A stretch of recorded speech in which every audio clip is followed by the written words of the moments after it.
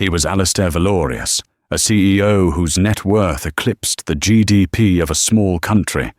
She was Nolan Vance, a waitress struggling to pay for her brother's medicine.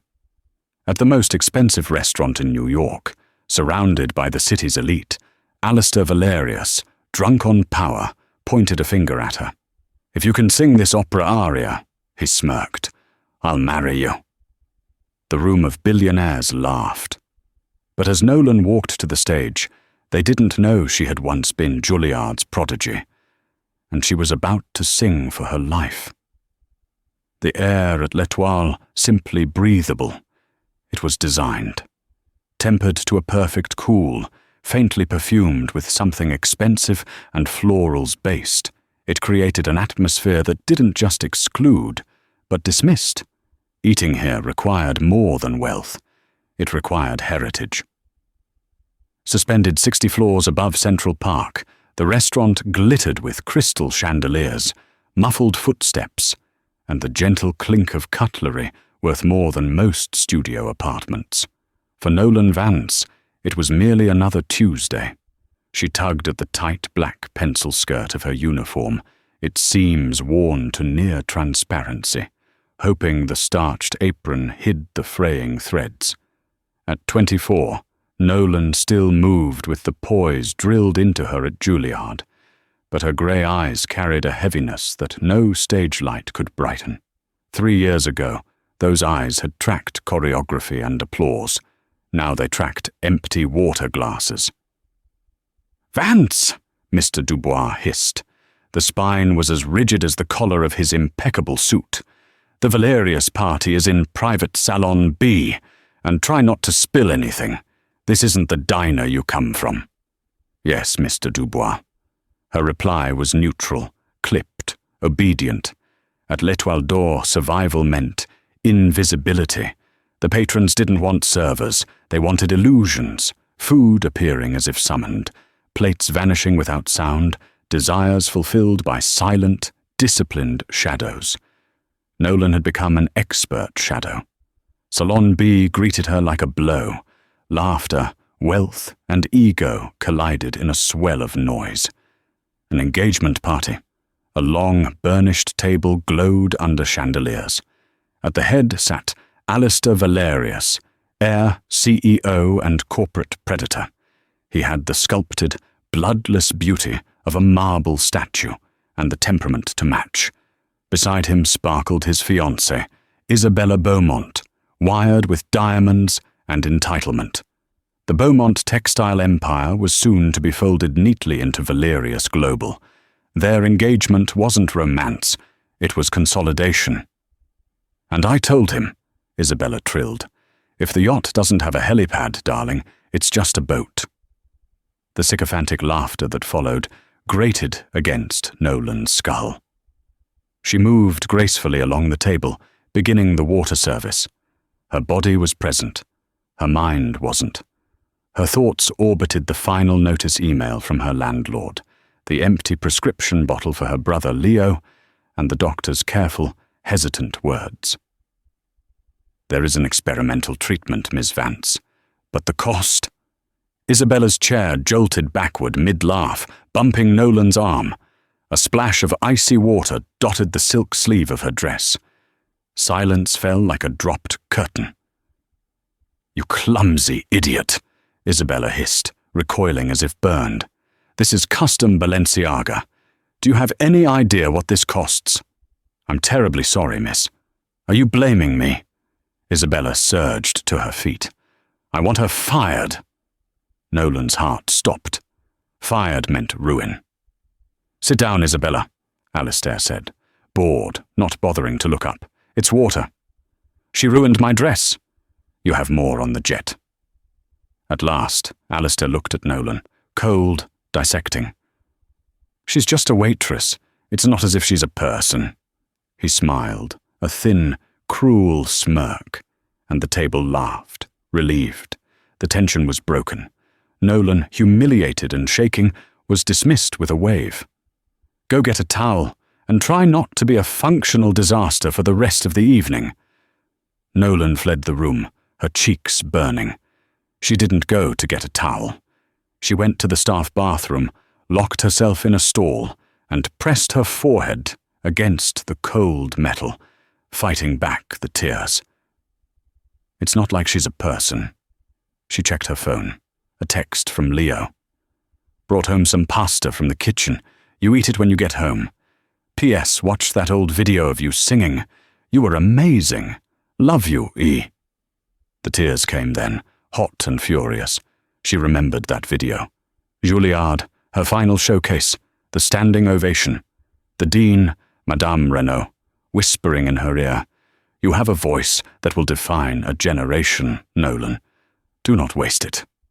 But a generation-defining voice couldn't pay for neurological specialists. A voice couldn't stop a father's cancer from eating through their savings or keep their mother from working herself into an early grave. So Nolan Vance, the prodigy, had vanished. And Nolan Vance, the waitress, punched in, punched out, and died a little more each day.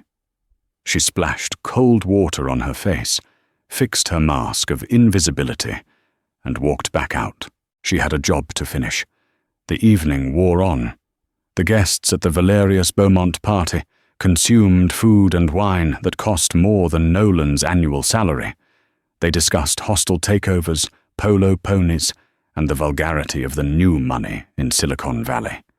Nolan, now firmly in ghost mode, cleared plates with an efficiency that was almost aggressive. She didn't look at them. She didn't listen. She focused on the bone-white china, the leftover smears of truffle foam, the half-eaten figs. In the corner of the salon, a small string quartet had been playing forgettable Vivaldi. As they took a break, the conversation lulled.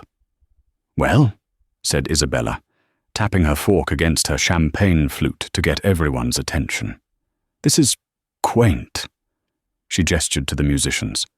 "Alistair, darling, for the real wedding, we simply must have the Philharmonic. This plink-plink music is so common." Alistair, who was on his fourth glass of whiskey, nodded. "Art is wasted on the common man. They wouldn't know a Stradivarius from a fiddle." "You're such a patron of the arts, darling," Isabella cooed, stroking his arm. "I'm a patron of excellence," Alistair corrected, his voice rising. He enjoyed being the center of attention. "I understand value. I can look at a company or a painting or a person and know their exact worth in seconds." "A rare talent," his father, Marcus, said dryly, staring at his son over steepled fingers. It was not a compliment. Alistair ignored him. He was warming to his theme. Take opera, for example. Most people think it's just fat people screaming. They don't understand the discipline, the training, the sheer god-like talent it takes to perform at the Met or La Scala. He was slurring slightly. He was performing for his fiancée, for his father, for the board members of Beaumont Textiles who sat at the table. He was trying to prove he wasn't just a rich kid, but a man of substance. "I, for one, could tell you," he announced, "if someone had real world-class talent in a single note." "Oh, Alistair, you're so brilliant," Isabella gushed. Nolan was clearing the dessert plates near Alistair's elbow. She was trying to be quiet, but her sleeve brushed a discarded spoon. It clattered against a plate. Alistair's head snapped toward her. The room went silent again. "You," he said, his eyes glinting with a new, cruel amusement. He pointed at her. "Waitress." Nolan froze. "Sir, you've been hovering all night. You must have an opinion. What do you think of opera?" Nolan's mind raced. Be invisible. De-escalate. Apologize. I don't really have an opinion, sir, if you'll excuse me." "Ah, but I insist," Alistair said, leaning back. The table was now watching him, a king in his court about to have some fun with a jester. "Come on, have you ever even heard of Mozart?" "Yes, sir, I have." Oh, good. He laughed. And what do you think? Do you prefer it to whatever noise you listen to on the subway? The casual, unthinking cruelty of it stole her breath. I appreciate Mozart's compositions, sir. They are mathematically precise, and yet emotionally transcendent. The answer was too good. It was too articulate. Alistair's smirk faltered for a second. He had expected a, "Huh?" Isabella, sensing weakness, jumped in. Oh, listen to her. Emotionally transcendent. She probably learned that from a movie. I bet she thinks The Phantom of the Opera is a real opera. The table tittered. Nolan stood rooted to the spot, her tray now weighing 1,000 pounds. Alistair recovered. He saw an opportunity not just to be amused, but to be dominant. To put this little waitress, with her surprisingly large vocabulary, back in her place. You're right, darling. He turned back to Nolan. It's easy to say words. It's harder to do things. You say you appreciate Mozart. Fine. Let's hear it. Sir? Nolan's heart hammered against her ribs. Sing, he commanded. Sing some Mozart. For us. For your patrons. Alistair, don't, Marcus Valerius said, his voice low. This is unseemly. It's fun, Father, Alistair snapped, his authority challenged. It's a party. I'm testing a theory. That talent is a myth for 99% of the population. He looked back at Nolan, his eyes predatory. Well, are you going to sing, or are you just going to stand there looking stupid? Nolan's throat was dry. The entire salon was staring at her. The musicians in the corner looked on with a mixture of pity and horror. Mr. Dubois was hovering in the doorway, his face pale. If she refused, she was fired. If she obeyed, she was a trained monkey. I can't, sir. I'm working. Not any more if you don't, Alistair said, his voice losing all its false cheer. It was a flat, cold command. What do you want her to sing, Alistair? Isabella giggled, already pulling out her phone to record the humiliation. Twinkle, twinkle, little star?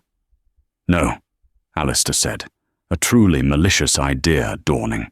He was drunk, arrogant, and had been lightly contradicted by both his father and a waitress. He needed to reassert his power in the most absolute way possible. He turned to the pianist from the string quartet. You, piano man, do you know the magic flute?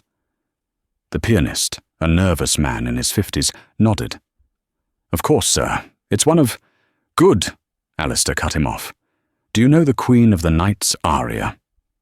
Der Hölle Rache? The pianist's blood drained from his face. Sir, that is widely considered one of the most difficult coloratura soprano arias ever written. It's not something one just sings. Exactly, Alistair boomed, slamming his hand on the table. The crystal glasses jumped. It is a test of excellence. Only a true 1 in a million talent can perform it. A talent I would recognize. He turned his full, venomous attention back to Nolan. She was trapped. She felt the floor drop out from beneath her. Here's the new game, waitress. He stood up, unsteadily. He was a large man, and his shadow fell over her. He pulled out a platinum money clip and tossed a $100 bill onto her tray. Sing it. Sing Der Hölle Rache. If you amuse us, you can keep the tip. He was met with delighted, horrified gasps. This was the kind of dinner story they would tell for weeks. But Alistair wasn't done. He was playing to the crowd. He felt a sudden, bizarre surge of high-stakes gambling. In fact, he announced to the room, I'll make it even more interesting.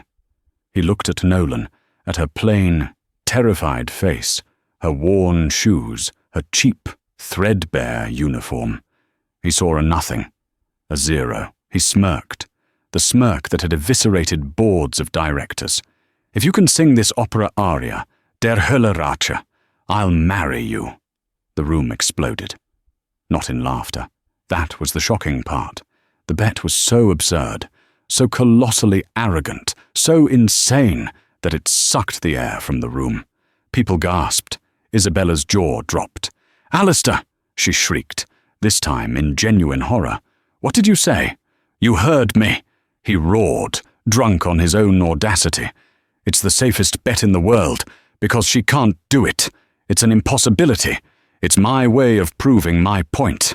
That this," he waved a hand at Nolan, "is a waitress, and the divas at the Met are divas, and never the twain shall meet." He leaned in, his voice dropping to a conspiratorial whisper that only Nolan could hear. His breath was hot with whiskey. "But I know you're going to refuse. You're going to cry. And then I'm going to have you fired. And I'll call every restaurant in my network, which is all of them, and I'll have you blacklisted. You'll be serving fries in Staten Island by Monday. Unless—" he gestured to the small, empty stage area. "You sing." It was a perfect trap, a sociopath's masterpiece. He had given her two choices, both of which led to her annihilation. He would either destroy her livelihood, or he would destroy her dignity in a public display of failure. Nolan looked at Alistair's face. She looked at Isabella, who was now filming, a rabid grin on her face. She looked at Marcus Valerius, who was watching her with an intense, unreadable expression. And then she thought of Leo, of the eviction notice, of the specialist at Mount Sinai. Do not waste it. She closed her eyes. She took one, slow, shuddering breath. She let the panic, the fear, the white-hot rage settle in her chest. She didn't push it down. She held it. She focused it. She opened her eyes. The terror was gone. In its place was a cold, clear, diamond-hard focus. She unclipped her name badge, Nolan, from her apron. She unfastened the apron strings and let the garment fall to the floor. She placed her silver tray on a nearby stand. She turned to the pianist. Her voice, when it came out, was not the mousy, apologetic tone of a waitress. It was the clear, resonant, and projecting voice of a first soprano. "Herr Klemperer," she said, reading the man's name off his small placard. "The aria is in D minor. I will take the introduction adagietto, and please, try to keep up." The pianist stared at her, his mouth open. Nolan turned, her back straight, her chin high, and walked to the small stage. The room was so quiet, she could hear the ice melting in Alistair Valerius's abandoned glass. The walk from the table to the small parquet-floored stage area was only 20 feet. But for Nolan, it was a chasm. With every step, she shed a layer of her life. The exhaustion, the fear, the endless shifts, they peeled away. She wasn't Nolan Vance, the waitress. She was Nolan Vance, the prodigy who had been cheated of her destiny. And she was about to take it back. She nodded to the pianist. Herr Klemperer, still looking stunned, placed his shaking fingers on the keys. He began the introduction. The chords were dark, stormy, and fast. Nolan closed her eyes. She wasn't in L'Etoile d'Or. She was back in her Juilliard recital hall. She saw Madame Renaud in the front row, nodding. "Breathe from the diaphragm, Nolan. Support the sound. You are not asking. You are telling." Alistair had his arms crossed, his smirk cemented in place, waiting for the first screech. Isabella had her phone aimed, ready to capture the failure that would go viral among her friends. Nolan opened her mouth. "Der Hölle Rache kocht in meinem Herzen. Hell's vengeance boils in my heart." The first note did not come from Nolan. It detonated. It was not quiet. It was not timid. It was a sound of such power, precision, and pure, unadulterated fury that it shook the crystal glasses on the table. It was a sound that had no place in this polite, hushed room. It was a sound from another world. Alistair Valerius dropped his glass. It shattered on the floor, but the sound was completely lost in the sheer volume of Nolan's voice. His smirk didn't just fade. It was ripped from his face, replaced by a mask of slack-jawed, profound shock. Isabella's phone lowered. Her mouth was open, the vapid, mocking look gone, replaced by simple, animal confusion. Marcus Valerius, the elder statesman, leaned forward, his eyes wide, his hands gripping the arms of his chair. He was the only one who seemed to understand what he was hearing. Nolan's voice climbed. The aria is a technical nightmare, a series of rapid-fire staccato runs and impossible leaps in pitch. It is designed to mimic the sound of rage itself. Nolan wasn't just singing the notes. She was channeling her own hell's vengeance. Her vengeance for her father's death. Her vengeance for her brother's illness. Her vengeance for the Juilliard dream that had been stolen. And her vengeance for every snide remark, every condescending glance, every just a waitress comment she had endured in this very room. She wasn't just singing. She was accusing. She held Alistair's gaze. Tod und Verzweiflung, flammet mich her. Death and despair, flame all around me. The pianist, Herr Klemperer, was no longer just accompanying. He was fighting to keep up. He was sweating, his eyes locked on Nolan, a look of pure awe on his face. He was playing better than he had in 20 years. The kitchen staff, alerted by the impossible sound, crowded the doorway. Mr. Dubois stood among them, his hands clasped to his chest, tears openly streaming down his face. Patrons from the main dining room were on their feet, peering in. Then came the moment. The legendary, terrifying climax. The high F's F6, to be precise.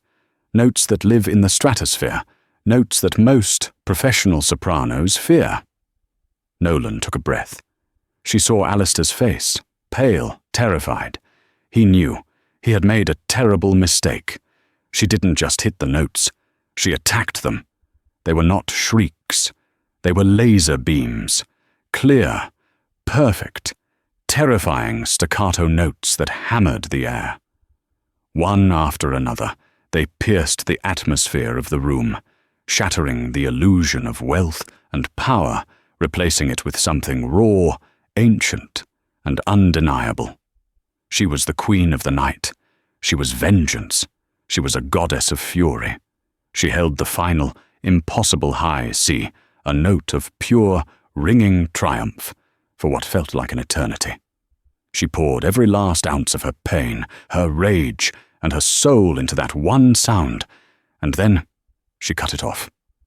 Silence. A profound, echoing, absolute silence filled the room. No one breathed, no one moved. The only sound was Nolan's own harsh breathing as she stood, chest heaving, triumphant and terrible on the small stage. She had not just sung an aria. She had waged a war. And she had won. The silence stretched, heavy and fragile. Nolan's chest heaved. The adrenaline was so potent it made her hands shake. She stared, not at the stunned crowd, but directly at the man who had challenged her. Alistair Valerius was the colour of spoiled milk. He was a man who had never been surprised, never been wrong, and never been beaten. He was all three at once. Isabella was the first to speak, her voice a reedy, jealous whisper. She must have lip-synced. It's a trick. But no one was listening. Marcus Valerius, Alistair's father, was the one who broke the spell. He slowly, deliberately, rose from his chair. He was a formidable man, but his eyes were not on his son. They were on Nolan, and they were filled with a profound, calculating respect. He began to clap. Not the polite applause of a dinner party, but the sharp, resounding clap of a real ovation. One by one, the other guests, the board members, the rivals, even the terrified musicians, joined him. Soon Salon B was filled with a thunderous, disbelieving applause. Nolan just watched Alistair. The applause died down. Nolan picked up the microphone, which the musicians used for small announcements. The small pop of it turning on made Alistair flinch. Her voice, amplified, was calm and dangerously steady. "Mr. Valerius?" He flinched.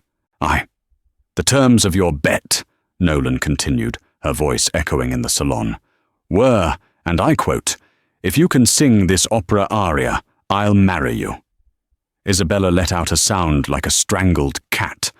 "Alistair, tell her it was a joke. You can't be serious. You're marrying me." "Be silent, Isabella," Marcus Valerius snapped. The entire table flinched. His gaze was fixed on his son. "Alistair, the girl is right. That was the wager." "Father, this is ridiculous," Alistair managed, finding his voice. He was trying to regain control. It was a joke, a party game. "A Valerius," Marcus said, his voice dropping to a lethal calm, "does not make jokes about his word. Not in front of the Beaumont board. Not in front of our investors. A Valerius honors his commitments. You made a public declaration. A vow." The trap, Nolan realized, had snapped shut. But not on her. On him. Alistair looked around. He saw the faces of the Beaumont family, no longer amused but cold and assessing. He saw the other investors. He had made a fool of himself. And in his world, foolishness was worse than cruelty. It was a sign of weakness.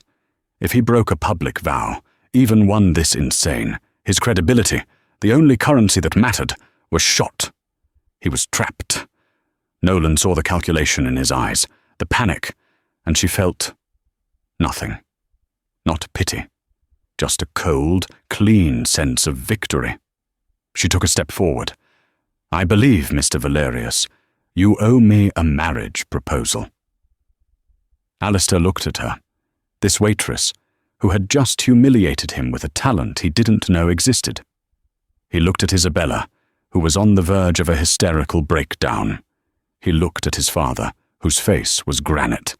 "This is blackmail," Alistair hissed at Nolan. "No," Nolan said clearly. "This is breach of contract, but I'm willing to negotiate." Alistair's head snapped up. This, he understood. This was business. "What?" "I have no desire to marry you, Mr. Valerius," Nolan said, and the relief that flooded Alistair's face was almost comical. "I find the very idea repulsive." A few people gasped. A waitress had just called Alistair Valerius repulsive. "I am willing," Nolan continued, "to void this verbal contract, to release you from your obligation." "What do you want?" Alistair's voice was a low growl. "Money? How much? 50,000. Name your price." "My price," Nolan said, "is not something you can buy." She paused. "But it is something you will pay for." She walked, not to Alistair, but to his father.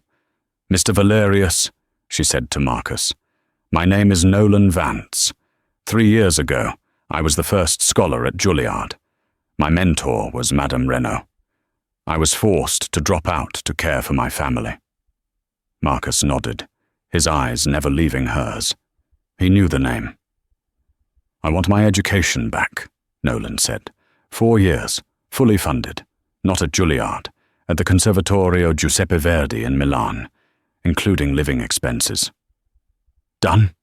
Marcus said, without even looking at his son. "I'm not finished," Nolan said. "I have a younger brother, Leo. He has a rare neurological condition.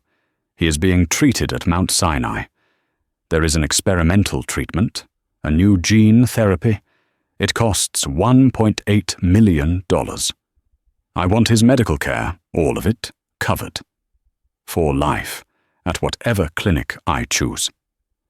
Isabella finally fainted, sliding ungracefully from her chair. No one moved to help her.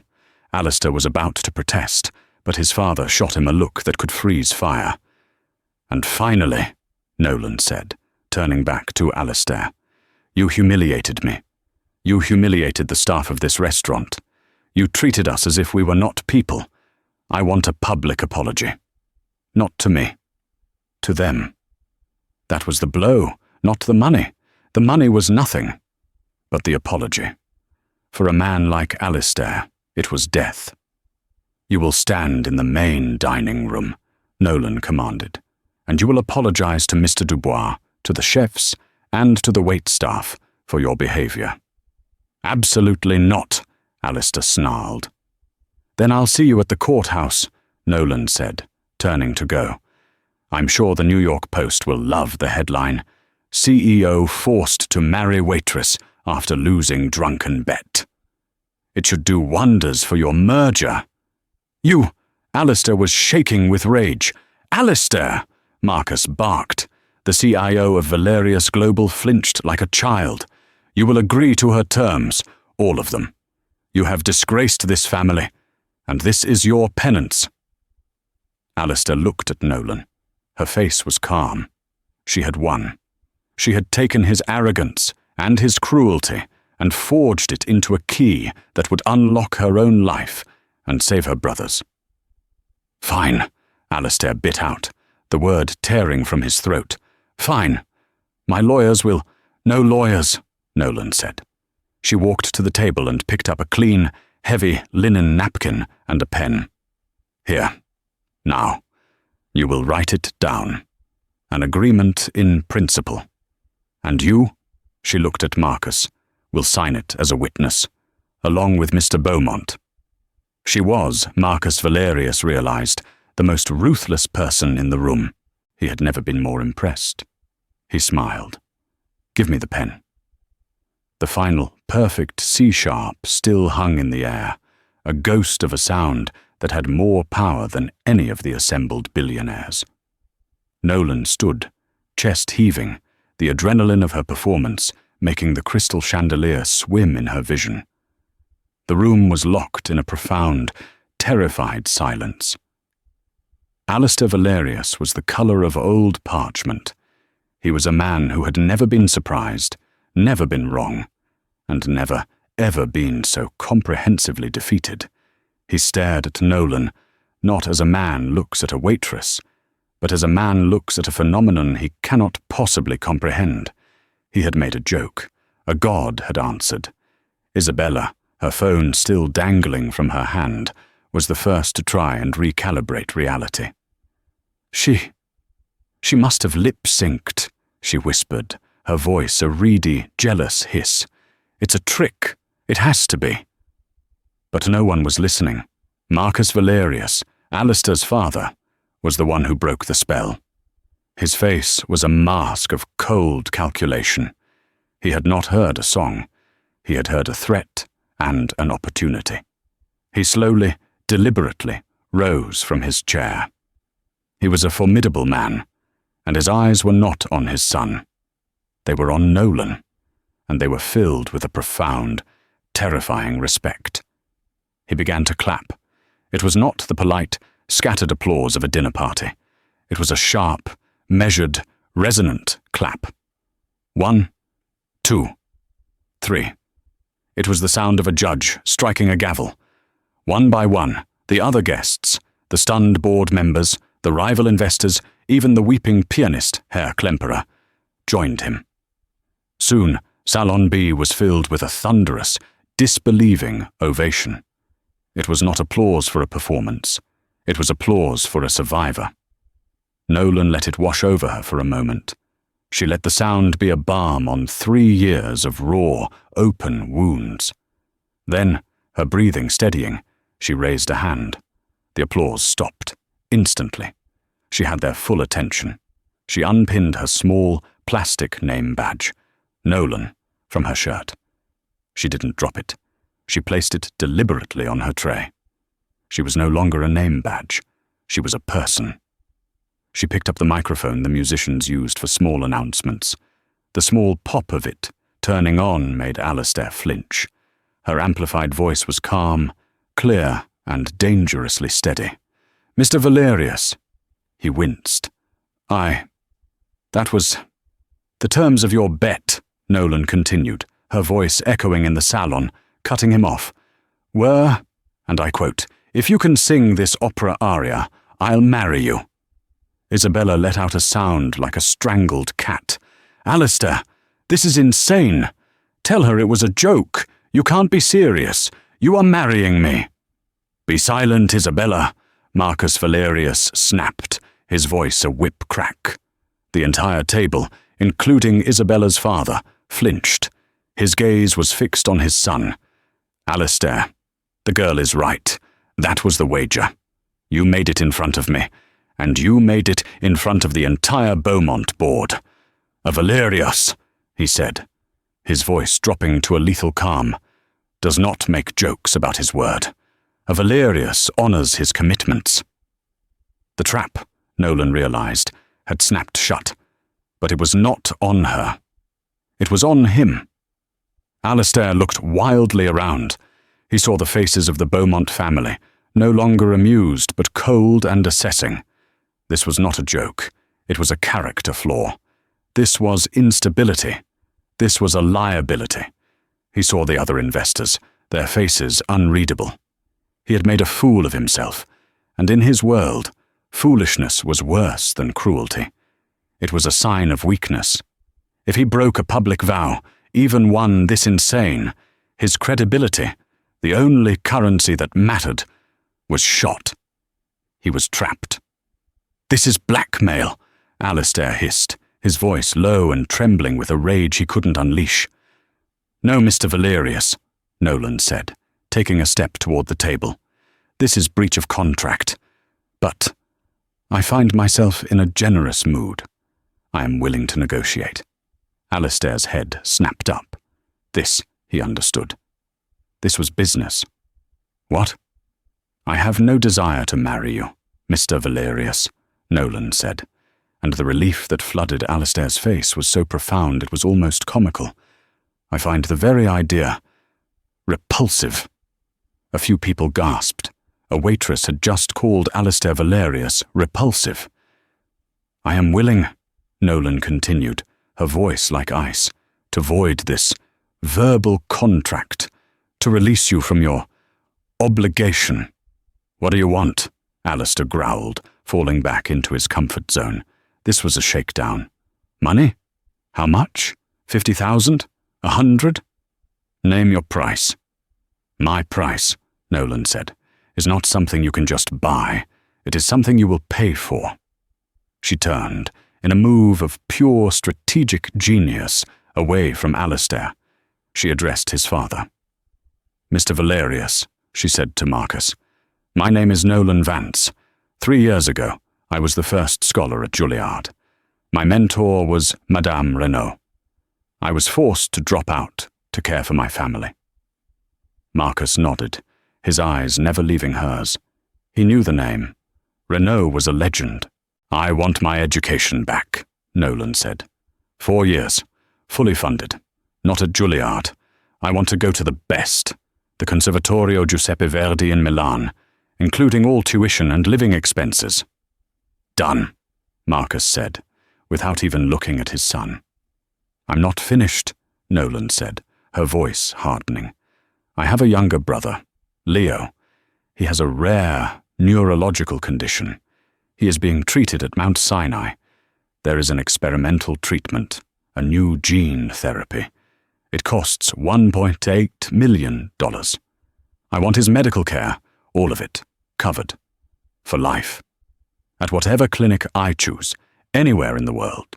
Isabella Beaumont finally fainted, sliding ungracefully from her chair. No one moved to help her. "This is," Alistair began, but his father shot him a look that could freeze fire. "And finally," Nolan said, turning her burning gaze back to the man who had started it all, "you humiliated me. You humiliated the staff of this restaurant. You treated us as if we were not people. I want a public apology." That was the blow, not the money. The money was nothing, but the apology. For a man like Alistair, it was a public execution. "Absolutely not," Alistair snarled. "Then I'll see you at the courthouse," Nolan said, turning to go. I'm sure the New York Post will love the headline, CEO forced to marry waitress after losing drunken bet. It should do wonders for your merger. I wonder what your stock price will do on Monday. You. Alistair was shaking. Alistair! Marcus barked. The CEO of Valerius Global flinched like a child. You will agree to her terms, all of them. You have disgraced this family, and this is your penance.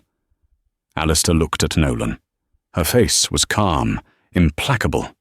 She had won. She had taken his arrogance and his cruelty and forged it into a key that would unlock her own life and save her brothers.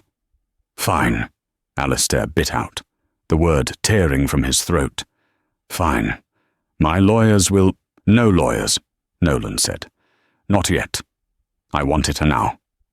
She walked to the table and picked up a clean, heavy linen napkin and a pen from the inner pocket of Alistair's discarded suit jacket.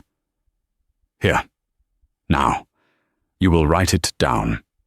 An agreement in principle. And you, she looked at Marcus, will sign it as a witness, along with Mr. Beaumont. She was, Marcus Valerius realized, the most ruthless person in the room. He had never been more impressed. He smiled, a thin, wolfish grin. Give me the pen, son. Alistair, his hand shaking, wrote on the linen. Each word was a nail in his coffin. I agree to fund the education of Nolan Vance. I agree to cover the lifetime medical care of Leo Vance. And the sum, Nolan added, her voice cold, for my brother's immediate care. So I can get him into the clinic tomorrow. Write a bank draft for $2 million to be delivered to me by 9 a.m. tomorrow. Alistair's hand cramped, but he wrote it. He signed. Marcus signed. Mr. Beaumont, his own daughter's engagement now in ashes, looked at Alistair with contempt, and then at Nolan with a strange respect. He too understood leverage. He signed. Nolan took the napkin. She folded it neatly and put it in her skirt pocket. Thank you, gentlemen. She turned. Now, the apology. The procession from Salon B to the main dining room was a funeral march.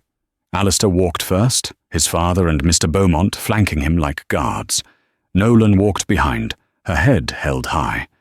Mr. Dubois, seeing them, lightly rang the service bell. The main dining room, which had been buzzing with rumors, went quiet. The diners looked up. The entire staff, waiters, busboys, sommeliers, stopped, frozen. Alistair Valerius, the King of New York, stood in the center of the room. He looked at the staff. His jaw worked. Speak, Marcus ordered. Alistair's voice was a strained monotone. I wish to apologize. He looked at Mr. Dubois. My behavior tonight was unacceptable. I treated the staff with disrespect. I was wrong. It will not happen again. It was the most humiliating moment of his life. For Nolan, it was the only one that mattered. She watched the faces of her colleagues. She saw their shock, and then a slow, dawning sense of vindication. Mr. Dubois, Nolan said, her voice clear in the silence. I quit. Miss Vance? Mr. Dubois said, his eyes shining, and for the first time he smiled. It was an honor. Nolan nodded. She turned, walked past the Valerius family, past the stunned patrons, to the staff locker room. She gathered her things, her cheap purse and her worn-out shoes. She left her key on the counter. She walked out the front door of L'Etoile d'Or. The doorman, who had never once looked her in the eye, now rushed to open it for her. Good night, Miss Vance. Good night, Thomas.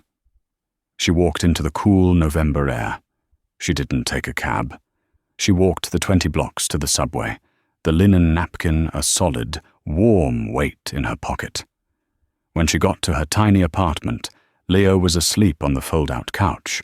She knelt beside him, put her head on his chest, and for the first time in 3 years, she wept. But this time, they were not tears of sorrow. They were tears of release. The next morning, at 8:52 a stone-faced courier from the law firm of Hadley & Price LLP delivered a bank draft for $2 million. Nolan held it, the paper heavy in her hand. It was real. She made 2 calls.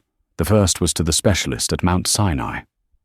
"Dr. Aris," she said, her voice shaking. "This is Nolan Vance, Leo's sister. I have the funds. When can we start?" The second call was to Italy. 2 years later. The Piazza della Scala was a sea of flashing cameras and black limousines. In Milan, the opening night of the season at the Teatro alla Scala was not merely a social event. It was a cultural sacrament. The air crackled with an electric, almost religious anticipation.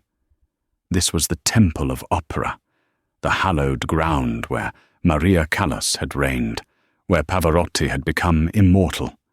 And tonight, the temple was nervous. The season was opening with Donizetti's Lucia di Lammermoor, a jewel of the bel canto repertoire, but the posters and programs did not feature a reigning, established diva. The Milanese critics, the most ruthless in the world, had been sharpening their knives for weeks over the controversial casting. The lead was going to an unknown, an American, a singer who had appeared from nowhere, a graduate of the Conservatorio who had bypassed the entire traditional system of provincial debuts. Her name was Nolan Vance. The Milanese press, with their flair for drama, had already nicknamed her La Sconosciuta, the unknown one. Inside the legendary theatre, all red velvet, carved wood and staggering gold leaf, the atmosphere was thick. Every box was full. The Logionisti, the infamously critical fans in the upper galleries, were packed in, their programs held like weapons, ready to cheer a new sun or, more likely, to boo a falling star into oblivion. Backstage, in dressing room 3, Nolan Vance sat before a mirror. It was a far cry from the cramped, foul-smelling staff locker at l'Étoile d'Or. This room had history. A faded watermark on the wall was rumoured to be from a champagne bottle Callas herself had thrown. Nolan looked at her reflection. The woman who stared back was not the pale, tired ghost who had served billionaires. The exhaustion was still there, but it was a different kind. It was the exhaustion of work, not despair. Her hair was pulled back, her eyes were clear, and her shoulders, once slumped in service, were now set with the strength of her diaphragm. She was 26 years old, and she looked, finally, like herself. For 2 years, she had done nothing but breathe, study, and sing. She had arrived in Milan with a bank draft that felt like blood money and a brother who was weak but alive. The Conservatorio had been brutal. Her raw, rage-fueled talent had been systematically dismantled by mentors who were even more exacting than Madame Renaud. They had broken her bad habits, forced her to relearn her breathing, and drilled her in Italian until she dreamed in it. She had practiced scales until her throat bled, studied theory until her head spun, and all the while she had willed Leo back to health. She looked at the small, silver-framed photo on her dressing table. It was her and Leo, not in a hospital, but standing in the snow-dusted Piazza del Duomo, squinting in the winter sun. Leo was standing. He was tall. He was, impossibly, healthy. The clinical trial, funded by Alistair Valerius's napkin contract, had been a success. The experimental gene therapy had, as the doctors put it, performed a miracle. Leo Vance was in full remission. He was now a thriving, argumentative 20-year-old, enrolled in his first year of architecture at the Politecnico di Milano, just a few blocks away. He was out there, tonight, in the 3rd row, seat 3B. She had bought the ticket with her very first performance stipend. "You're not singing for them, you know," Leo had told her that morning, his Italian now almost better than hers. "You're not even singing for you. You're singing for the girl who was trapped. Sing her free, E." A sharp rap on the door. "Signorina Vance, 5 minuti." 5 minutes. Nolan stood. She was already in costume for the opera's climax, a simple, white nightgown. Lutea's wedding night, which would also be her descent into madness. She walked from her dressing room toward the wings. The scent of old velvet, dust, and lemon-scented floor polish filled her lungs. She heard the distant swell of the orchestra tuning. Her heart wasn't hammering with fear. It was thrumming with a low, powerful engine of readiness. She thought, just for a second, of that night at the restaurant. The rage was still there, a cold, hard ember deep inside her. But it was no longer a wildfire. It was a forge. It was the heat she used to shape her art. She was not going to sing at anyone tonight. She was simply going to sing. At the very back of the theatre, in the shadows of a small private box purchased at triple the price under the name Mr. A. Vane, a man sat alone. He was thinner than he used to be. The predatory, slicked-back hair of a Wall Street raider was gone, replaced by a shorter, simpler cut, touched with an aristocratic grey at the temples. The bespoke Brioni suit had been replaced by a simple, dark cashmere turtleneck and jacket. He was no longer Alistair Valerius, CEO. He was just Alistair. He had not come for forgiveness. He knew, with a certainty that had been burned into him over 2 years of forced exile, that he was beyond forgiveness. He had come because he was compelled. He had to see the end of the story he had so cruelly and stupidly begun. His father had been merciless. The moment the Beaumont merger collapsed, taking with it Isabella's family's respect and $1 billion valuation, Marcus Valerius had convened an emergency board meeting. Alistair was stripped of his title and forced to take an indefinite sabbatical. He was sent to a private clinic in Zurich, ostensibly for exhaustion. It was there, in the sterile, quiet rooms overlooking a placid lake, that a therapist had finally unlocked the source of his poison. He'd dug into Alistair's past the arrogance and the privilege, to a core memory. His mother. A beautiful, aspiring soprano who was, as his father had cruelly put it, all ambition and no talent. She had tried and failed to make a name for herself, and the bitterness of it had curdled her. She had abandoned Alistair and his father when he was 8, running off with a tenor from the new city opera. Alistair's hatred of opera, his need to mock it, his specific, venomous challenge to Nolan. It was all a twisted, subconscious reenactment. He had been trying to humiliate his mother over and over again. He had hated Nolan for being the one to finally make it stick. He had hated her with a corrosive passion as he liquidated $5 million in personal stock to cover the lifetime of care for her brother. But the hate had, over 2 years of silence and reflection, faded. It had been replaced by a vast, hollow emptiness, which was slowly, painfully, being filled by something new. Understanding. He had flown to Milan, not as a conqueror, but as a penitent. He was here to witness the consequences of his actions.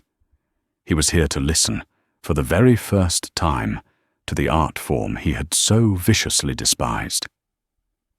He watched as the lights went down. The opera began. The first act was a triumph. The audience was reserved but appreciative. La Sconosciuta had a voice that was certain, clear, powerful, and precise. But it was the final act they were all waiting for, the infamous Scena della Pazzia, the mad scene. The stage was dark. A hush fell over the 2,000 people in the audience. The orchestra began the haunting, mournful introduction. Nolan made her entrance. She was a vision in white, her hair undone, her eyes wide with a terrifying, ethereal emptiness. She was Lucia, a woman who had been forced into a loveless marriage, who had just murdered her new husband, and whose mind had finally, tragically, snapped. She began to sing. Her first notes were so quiet, so delicate, a pianissimo that somehow reached the very last row of the gallery, that the audience gasped as one. This was not the brute force she had used in the restaurant. This was the work of a master. And then the duet began, not with another singer, but with the glass harmonica, its eerie, crystalline notes representing the whispers in her shattered mind. Nolan's voice danced with it, her coloratura runs not just technically perfect, but imbued with a heartbreaking, childish sorrow. She was not acting mad. She was channeling every moment of her own near madness. She poured in the grief of her father's death. She poured in the white-hot panic of Leo's diagnosis. She poured in the humiliation of Alistair's sneer, the despair of the eviction notice, the grinding, soul-killing exhaustion of 1,000 shifts. She was taking all the ugliest, most broken parts of her past and transforming them into something profoundly, terrifyingly beautiful. In the third row, Leo watched his sister, tears streaming down his face. He was not crying for Lucia. He was crying for Nolan. In the back of the house, Alistair sat rigid, his hands gripping the velvet railing of the box. He finally understood. He had thought opera was fat people screaming. He was listening to a single slender woman in a white dress hold 2,000 people in absolute, breathless thrall. He was witnessing an act of pure, distilled genius. This was excellence. This was power, not a hostile takeover, not a stock price. This. He had not just been wrong. He had been a fool, an ignorant, privileged, pathetic fool. On stage, Nolan was reaching the climax. The aria climbed higher and higher, a desperate, brilliant ascent. She soared, her voice a laser beam of pure, transcendent sound, culminating in the legendary, impossibly high E-flat. She did not hit the note, she became it. It was not a note of rage, like the one that had shattered Alistair's world. It was a note of pure, heartbreaking, divine release. She held it. Time stopped. And then, as the role demanded, she collapsed, a heap of white linen on the dark stage. The conductor's baton was frozen in the air. For a full 10 seconds, there was a silence so profound, so absolute, that it felt louder than any sound. It was the collective, stunned heartbeat of everyone in the building. Then, from the Logionisti, the highest gallery, a single man stood up and roared, "B-R-A-V-A!" It was as if a dam had broken. La Scala erupted.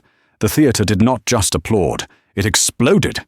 People were on their feet, screaming, shouting, weeping, "Divina! La Meraviglia!" The critics in the press box were not writing. They were standing and applauding, a sight almost never seen. Roses, tied with ribbons, rained down from the upper boxes, showering the stage. In his box, Alistair didn't applaud. He couldn't. He watched the adulation, the love, the pure, unadulterated triumph. He had offered her his name in marriage as a joke, and in return, she had taken his entire world as payment, and he was grateful for it. She had, in her own way, saved him from the man he was. He waited until the curtain came down before the lights came up for the bows. He knew this moment was not for him. He stood, a shadow in the darkness, and turned to leave. On a small table by the door was a donation box for the theatre's restoration fund. He pulled out a checkbook an old, ingrained habit, and a pen. He wrote a check for 2 million euros. He signed it, not A. Vane, but Alistair Valerius.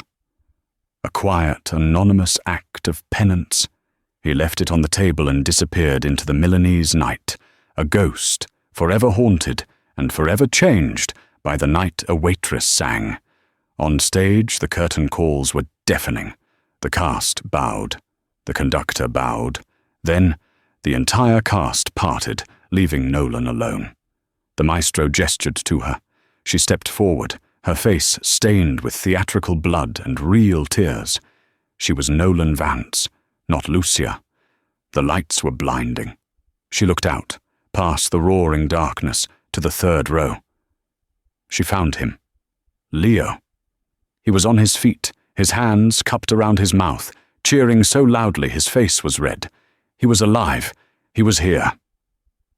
She looked at him, and the last 2 years, the last 3 years, the entire nightmare, culminated in this one perfect moment. She had won. She hadn't needed to marry the CEO. She hadn't needed his name. She had become her own. Nolan Vance, the girl from Juilliard, the waitress from L'Étoile d'Or, La Sconosciuta, put her hand on her heart, and to the thundering acclaim of the world's greatest opera house, she bowed. She was not a princess, not a victim. She was the queen.